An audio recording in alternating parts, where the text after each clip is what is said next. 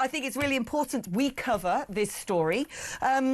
Let's speak now with Adam Coleman, columnist at the New York Post. Now, Vice President J.D. Vance has insisted the White House is not backing down on mass deportations, despite backlash at Donald Trump's crackdown. I want to sort of roll this back and talk to you about something that our former Prime Minister Liz Truss said in an interview, which really got derided and ridiculed by various members of the UK media, which is she described some of these protests happening in America as akin to insurgencies. And I thought people mocking her for saying that just didn't really understand some of the things that have been going on. What do you make of things that have been happening in Minnesota? I mean, I actually agree with her. The tactics that they're using, a lot of normal people who aren't glued in as much as we are, aren't aware of the signal chats that have been going on, aren't aware of the 24/7 operations of following ICE agents around the city, setting up checkpoints in specific areas, right? Making regular citizens of Minneapolis show their ID, pulling people over as if they have some sort of authority. And one would say, well, actually, maybe they were given some sort of authority, and then you go to look that there are government officials who are actually part of these signal chats, who know exactly what's going on, as high as the lieutenant governor of Minnesota is on these signal chats, as well as local politicians. So to me, this is a much bigger scandal than people actually give it credit for, but it's also because we're being gatekept on this information. It's been all about the couple of people who were shot by ICE agents, as if they were just walking down the street and nothing was going on. But I have seen some really respected senior journalists in the UK wade into this, jumping to the defence of Alex Pretty, who, look, it was awful that someone who works as an ICU nurse, doesn't matter if he works as a binman, quite frankly, has lost his life. And I think it's a deeply tragic incident. But at the same time, I haven't seen some of these journalists actually saying the man was packing heat go into a protest. The man was part of these signal chats. The man was part of a coordinated group of people who, you know, frankly, had every intent, thinking they could probably get away with, you know, pushing ICE as far as they can. This is law enforcement at the end of the day. And in America, law enforcement carries weapons. They don't in the United Kingdom. And if you go around and think you can use a car as a ramming vehicle against the police, not that that's what he did, but the woman before him was under suspicion of attempting to do that, you're putting your life at risk. Yeah, exactly. Whether Renee Good inadvertently hit him, even if I was using the most gracious way of explaining this, at that moment is a tense moment, and any cop, which, by the way, these are immigration officers, right? People act like they're TSA at the airport, right? These are law enforcement officers. They carry weapons, right? So you would treat them as such, like any other officer. And so if you hit them with a car, that car becomes a deadly weapon, and it becomes an actionable take to shoot someone to stop them from either continuing to hurt you or to hurt others, right? And this is something that we've seen across the country whenever an officer gets hit. But to your point, as far as Pretty, yes, he acted very much so as an insurgent. This isn't by accident that Minneapolis is the hotspot. We have ICE all over the country, yet we don't have the same issues all over the country. It is in very specific places because communists, well, let's just call them what they are, communists have taken control of the government, and communists are being encouraged to come in from different places, including within the state, to act in this particular way. Wow. I mean, wasn't Minneapolis sort of the sort of hub, the headquarters of the BLM movement, essentially? Yeah. And I've talked to people who are from there, and after George Floyd, that pretty much that area became like almost like a no-go zone, so to speak. It became a very odd situation for an extended period of time. It's because there's a segment of radical leftists that are there. They have a mayor who's very friendly to all of this nonsense, on top of the fraud that's been going on, which is a whole other topic. So yeah, Minneapolis is a mess. And I unfortunately, I know some people who are from that area, and they tell me such things. Yeah, I mean, the fraud, again, something else, that a citizen journalist, essentially. Well, was he a citizen journalist? I'm not sure, actually, whether this guy was a citizen journalist or an actual sort of earning journalist. But, this wasn't a sort of mainstream publication who found out all about these, kindergartens and nursery schools and so on and so forth that were claiming loads and loads of money from the state and not actually providing any services. It was staggering. Yeah, actually, he's a YouTuber. He's a YouTuber who got a tip, and he goes all over the country for different issues. But he got a tip about what was going on in Minneapolis, and it caught fire because it's so outrageous. But that's the point of where everyone starts asking questions about where they're from, and that's when you start looking at people in Oregon and Ohio and in various parts of the country. I've seen stuff in Massachusetts where it's the same exact setup, the same exact type of fraud. Sometimes it involves the Somali community, sometimes it doesn't, right? But there's a playbook at hand where everyone is making millions upon millions of dollars off the American taxpayer. And I think Elon Musk was right when he set up Doge, that much of the money that the federal government gives out is fraudulent. Yeah, no, I've been saying this for a long time. If someone did a sort of fraud audit of certain metropolitan authorities in the United Kingdom, I am sure we would find things that are equally as horrifying.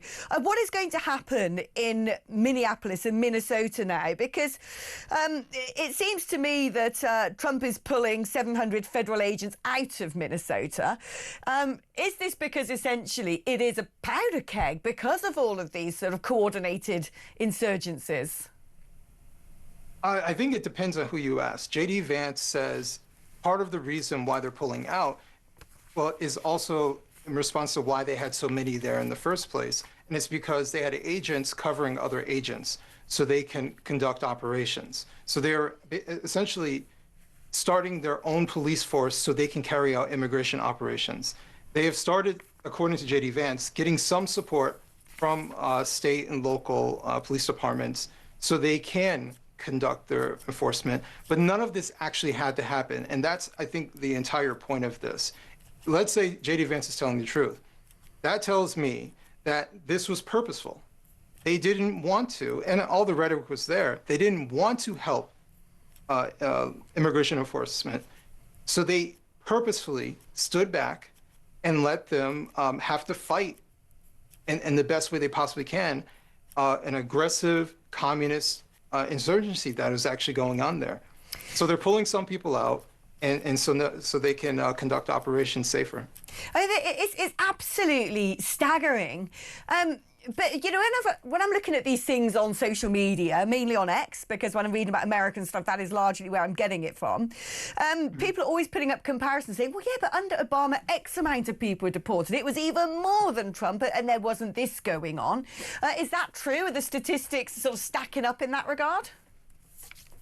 I could be wrong, so I'm going to put a little caveat, but I believe when I looked up last year's statistics, with Donald Trump deportations, I think if you take all into account, whether it's voluntary or forced deportations, I believe Donald Trump had the most in 1 year in comparison to any of the years that Obama was in office. So we'll see by the end of his term how much of an impact. But what we can definitely say is Barack Obama deported a lot. He got the nickname Deporter-in-Chief, right? But he also got that nickname Deporter-in-Chief because it wasn't a bad thing to be a deporting president, right? It was an argument over he doesn't deport enough, and he says, well, I do deport enough, right? It was always, people blustering about how much they want to deport illegals. Now it's become deportation is a bad thing, full stop. And so now we've regressed in our deportation rhetoric. Everyone used to understand, both political parties used to understand that our immigration enforcement is critical to our survival as a nation. And if we just stand by and let people come in and just work all types of jobs, commit all types of crimes, and nothing happens to them, we know what a society looks like when you have crime that never gets punished, and then our laws become meaningless, and we become an unsafe nation. So I think they should keep moving forward with this, but so far, I like what Donald Trump has been doing. Yeah, no, absolutely. We want some of that over here. But there's another sort of thread to all of this that seems to be going on, which is, getting more and more radical in terms of heading towards lawlessness, crimes going unpunished, things like deportation suddenly becoming unconscionable. But at the same time as all of this, there is also this element of cracking down on free speech, censoring, preventing anybody being able to call things out or speak truth to power. And I don't know whether you've seen on House Congress handle on X, the GOP, which I think is their official, I'm pretty sure it's their official handle, they have been sort of gathering evidence on censorship in Europe, as has the Undersecretary over here in the United Kingdom. And they've published now this really long thread of all of these examples where the EU Commission, which is the unelected Politburo, if you like, of the European Union, has been directly censoring American social media platforms. The only one that wouldn't play ball is X. No wonder French authorities went to raid their offices just the other day. But they've been saying, well, if you're going to be used in Europe to abide by the Digital Services Act, you have to prevent people talking about, and I'm sort of paraphrasing here, but essentially the rules and regulations were very much stymieing any conversation about mass migration, about trans rights, men in women's sports, stuff like that, about COVID, about the vaccine. And when I was looking at this report, I mean, I knew that they weren't a big fan of free speech in Europe. I used to sit in that parliament. Oh, I knew they had this concept of the cordon sanitaire to keep out right-wing voices. And I knew that definitely on the left wing of politics in America and in Europe, governments have had a word in the ear of the big tech bros saying, well, can you do this? Can you get rid of the story about Hunter Biden's laptop? I didn't realise quite how deep this stuff went. I have a feeling there's going to be a big fallout between the Trump administration and various European governments. I mean, there could be. I know that Donald Trump is always trying to use anything at his disposal to put pressure on foreign nations, even friendlier foreign nations. But honestly, I don't think anything is going to come from it. I mean, at the end of the day, the EU doesn't actually believe in free speech, right? Free speech is kind of like this costume that makes them feel good about themselves. But in practice, they're not Superman. They can't actually jump off of buildings and fly. Right? It's all fake. So when it's stuff that they actually like, of course we're free speech. Yes, we are a free, open society with a really big asterisk next to it. And we see that in actuality. This is one of the great things, sorry to sound like a typical pro-American, but this is one of the great things I appreciate about this nation, is that we do have that protection. We do have it where the government cannot. And if they do interfere, there's repercussions for interfering with our speech. So yeah, I don't know if the EU is going to change course anytime soon. I almost feel like they have to crash before they realize they've gone too far. Oh no, that's right, and that crash can't come soon enough, but they dig their heels in. I know that much, Adam. It's always brilliant to have you on. It's been a while. You're utterly superb. Thank you so much for sharing your time with us. Fantastic columnist for the New York Post, Adam Coleman.